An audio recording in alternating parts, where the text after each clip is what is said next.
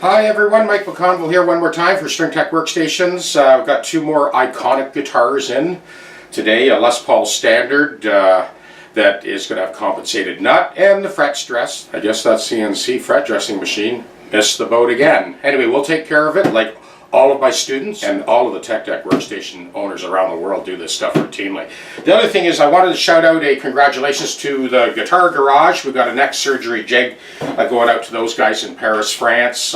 Looks like they've got quite a shop there. They got 4 full-time luthiers, man. These guys are the real deal. Also shout out to Bob Long, the guitar surgeon in Texas, who received his neck surgery kit this week. And also shout out to Tom Adams in California. He was the fellow that shipped up the 68 VOS Les Paul Custom with the broken headstock that we sliced and spliced, refinished, and set up for him.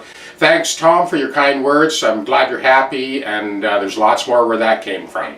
As always, we'll be giving you play-by-play, no fluff, just the right stuff, all the factual stuff on how myself and my students and all of the Tech Deck Workstation owners around the world handle these type of routine and some not so routine tasks using the Tech Deck Workstation neck surgery jig, doing professional work precisely and consistently day by day. Okay, once again, we've got a Les Paul Standard. The customer indicated that this guitar was set up, I guess, fret stressed with this computer-controlled fret dressing machine. So that's okay, he's coming to me and we're doing it on the Tech Deck. We'll correct what they missed.